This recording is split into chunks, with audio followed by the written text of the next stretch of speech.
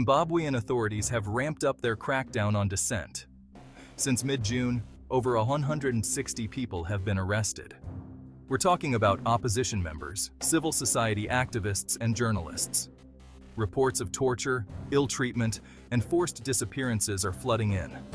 Security forces have been using tear gas and beatings to silence protests. Human rights organizations like Amnesty International and Human Rights Watch are not staying silent. They've condemned these actions and are demanding the immediate release of all detainees. Their argument? The Zimbabwean government is trying to create an illusion of stability ahead of the SADC summit. All eyes are on President Emmerson Mnangagwa, who's set to take over the chairmanship. But here's the kicker. This crackdown is raising serious questions about Zimbabwe's commitment to human rights under Mnangagwa's leadership. Critics see this as a calculated move to stifle dissent and consolidate power.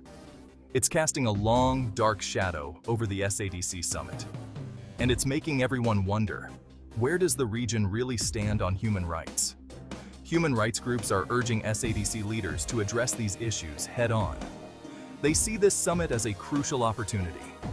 It's a chance to show that the region is committed to upholding human rights and democratic principles.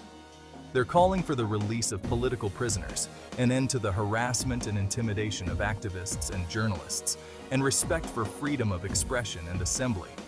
But there's more to this story. President Mnangagwa has big plans for the SADC chairmanship. He wants to promote industrialization, economic integration, and sustainable development within the SADC bloc. The summit is featuring events like the 7th SADC Industrialization Week and various investment conferences. The goal? Attract foreign investment and promote intra-regional trade.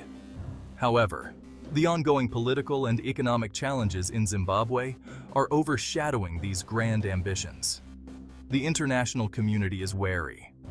They're concerned about corruption, human rights violations, and lack of policy consistency. And let's not forget the diplomatic tension between Zimbabwe and Zambia. Zambian President Hakainde Hichilema opted out of attending the summit in person.